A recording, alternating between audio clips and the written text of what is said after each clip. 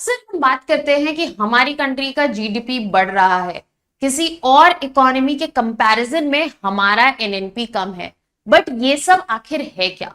ये सब टर्म्स जो यूज हो रहे हैं, GDP, gross domestic product, NNP, net national product, ये सब मेजर्स हैं, तरीके हैं मेजर करने के नेशनल इनकम को। तो आज के सेशन में हम पढ़ने वाले हैं measures of national income. Hello everyone, my name is Shubhangi Singh. Welcome to Chal Academy and today we are going to talk about measures of national income. सबसे पहले हम समझ लेते हैं कि नेशनल इनकम आखिर है क्या। अगर मैं नेशनल इनकम की बात करूं या नेशनल इनकम अकाउंटिंग की बात करूं, जो कि एक काफी इंपॉर्टेंट टॉपिक है हमारे एग्जाम्स में, कि बेसिकली एक प्रैक्टिस है, एक तरीका है कंट्री के आउटपुट को समझने का। कंट्री की जो इकोनॉमी है उसका टोटल आउटपुट क्या है, ये समझने के तरीके को हम कहते हैं नेशनल इनकम अकाउंटिंग। और नेशनल इनकम को अकाउंट करने के लिए या नेशनल इनकम को मेजर करने के लिए जो हम यूजुअली स्टैंडर्ड मेजर्स यूज करते हैं या स्टैंडर्ड एग्रीगेट्स यूज करते हैं, वो है gross domestic product GDP, gross national product GNP, net national product NNP, NDP, net domestic product etcetera. आज के सेशन में हम क्लैरिटी लेने वाले हैं कि आखिर इन सब में डिफरेंस क्या है और इनका मतलब क्या है। So let us start with gross domestic product. सबसे पहले हम समझेंगे ग्रॉस डोमेस्टिक प्रोडक्ट, जो कि अक्सर हम न्यूज़पेपर्स में सुनते हैं, न्यूज में सुनते हैं, हम बात करते हैं इकोनॉमी की हेल्थ के बारे में, और सबसे ज्यादा वर्ड जो यूज होता है वो है ग्रॉस डोमेस्टिक प्रोडक्ट। तो आखिर जीडीपी है क्या? जीडीपी जो है वो एग्रीगेट प्रोडक्शन है, टोटल प्रोडक्शन है। किन चीजों का? Final goods and services. यहां पर इंपॉर्टेंट टर्म है, हम इसे मार्क करेंगे, क्या है? फाइनल गुड्स एंड सर्विसेज, जो कि बन रहे हैं with in the domestic economy in a given financial year. अगर हम इन दोनों टर्म्स में क्लैरिटी ले लेंगे, पहला term final goods and services, दूसरा टर्म डोमेस्टिक इकोनॉमी, इसमें जो एग्रीगेट प्रोडक्शन हो रहा है वो हमारा जीडीपी है। फाइनल गुड्स एंड सर्विसेज का क्या मतलब है? Let's take an example. जो भी गुड्स यूज करके फाइनल गुड शेप ले रहा है वो इंटरमीडिएट गुड्स होंगे। एग्जांपल से समझते हैं। फॉर एग्जांपल, अगर हमें एक कुकी बनानी है, ठीक है, कुकी के लिए हम क्या लेंगे? हम आटा लेंगे, व्हीट लेंगे, शुगर लेंगे, ऑयल लेंगे। ये सारी चीजें जो यूज हो रही हैं, शुगर, व्हीट, ऑयल, ये सारे इंटरमीडिएट गुड्स हैं। जो फाइनल गुड बनेगा उसमें, दैट इज द कुकी और the bread. So in this scenario we are going to consider only final goods and services. And दूसरी चीज क्या है, यहां पर हम बोल रहे हैं कि ये जो सारी फाइनल गुड्स एंड सर्विसेज हैं वो कहां पे बनी होनी चाहिए? वो डोमेस्टिक इकोनॉमी में बनी होनी चाहिए।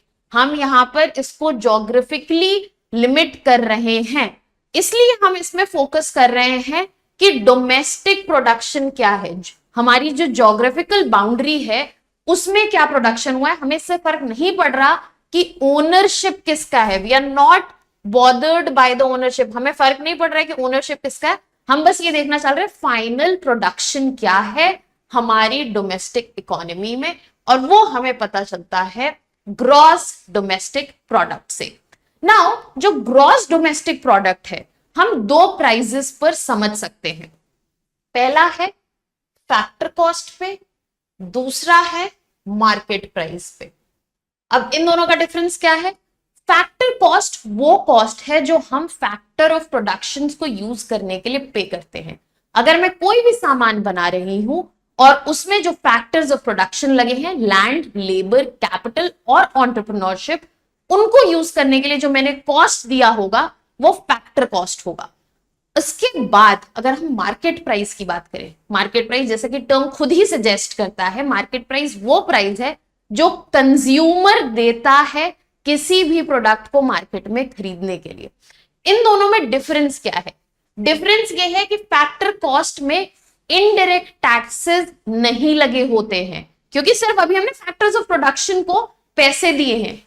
Let's just say factors of production को यूज करके मैंने ये प्रोडक्ट बनाया, राइट। सो यहां पर मैंने फैक्टर कॉस्ट दिया, बट जब मैं इसको मार्केट में लेके आऊंगी सेम प्रोडक्ट को, तो मुझे इनडायरेक्ट टैक्सेस भी पे करने पड़ेंगे और वो हमारे मार्केट प्राइस में इंक्लूड होते हैं। एक और चीज है यहां पर, सब्सिडीज।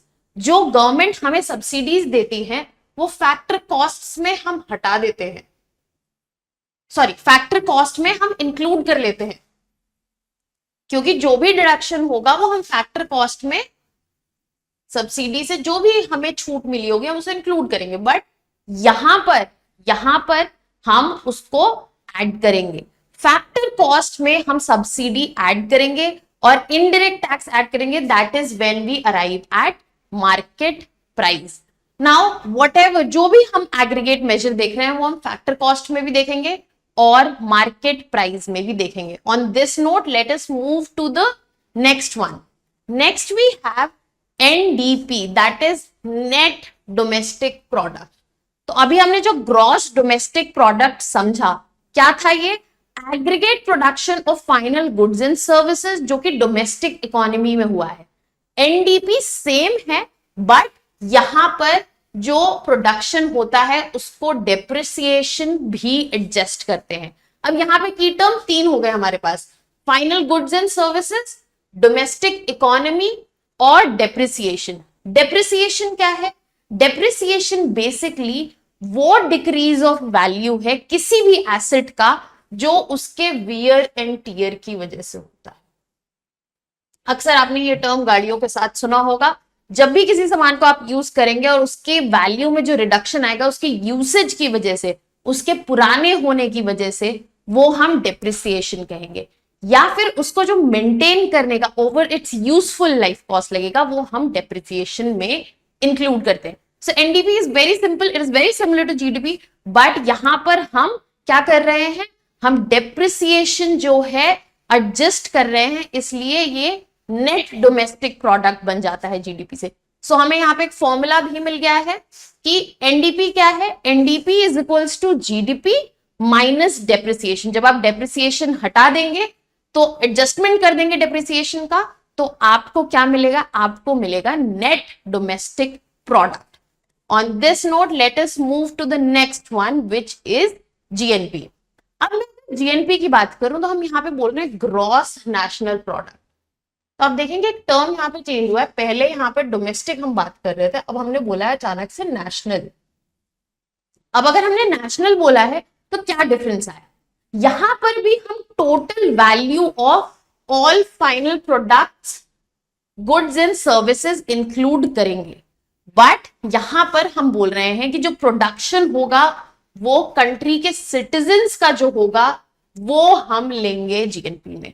जो कंट्री के सिटीजन्स का प्रोडक्शन है, जीडीपी में हम डोमेस्टिक टेरिटरी की बात करें तो हम कह रहे थे कौन ओन करता है मुझसे फर्क नहीं पड़ता है, बट जीएनपी में हम कह रहे हैं नहीं, हम सिर्फ उस प्रोडक्शन की बात कर रहे हैं जो कंट्रीज के सिटीजन्स का होगा।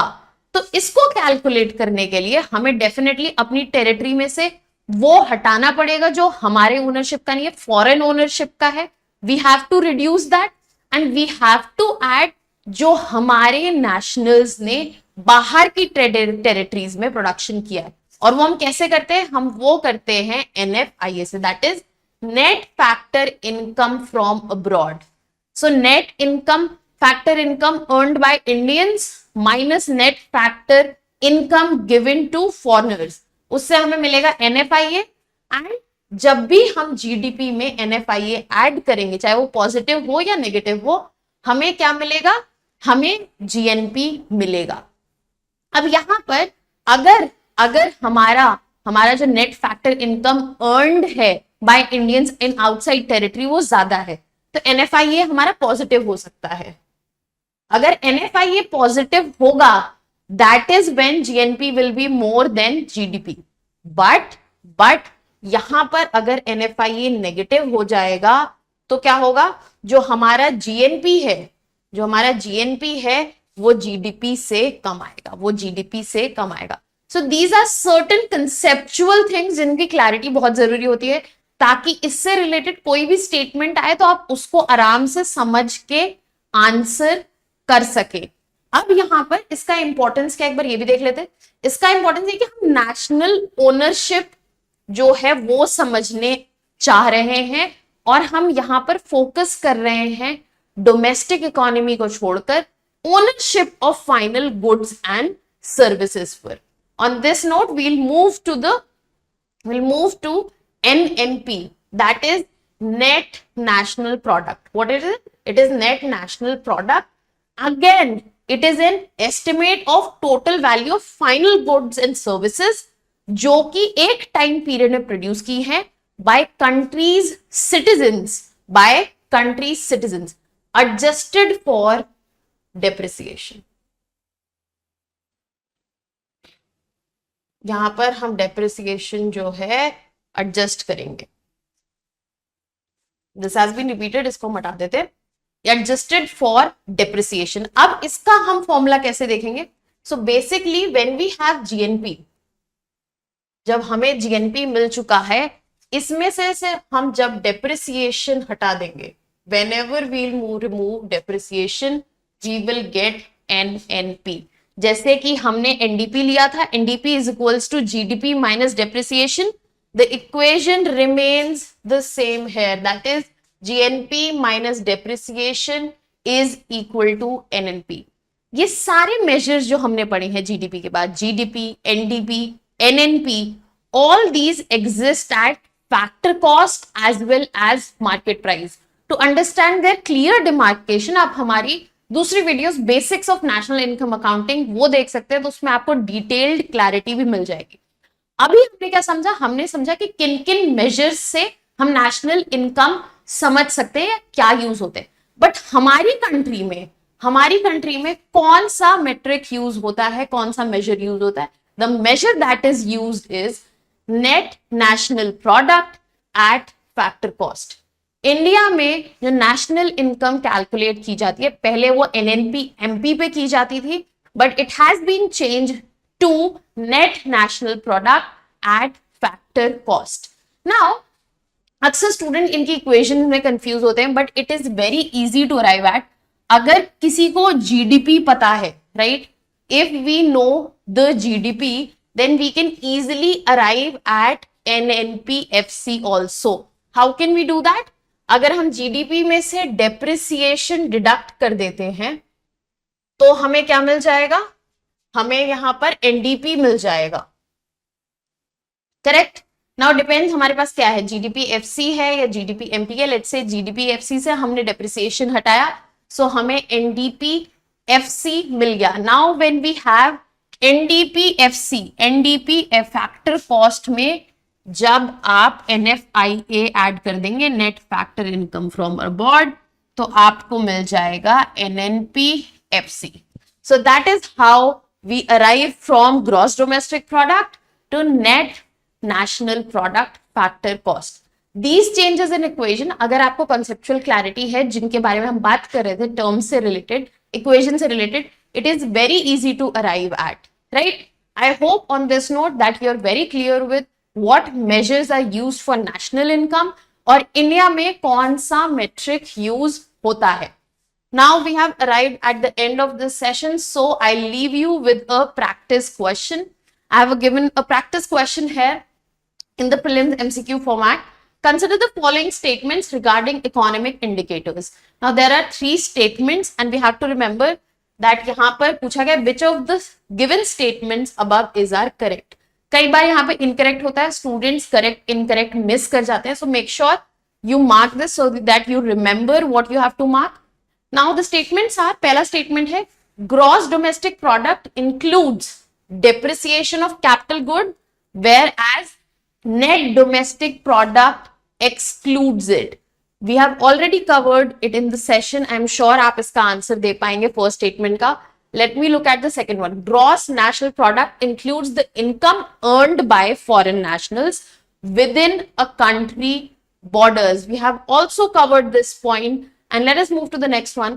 Net national product is always higher than GDP due to the inclusion of income from abroad. We have covered this statement also.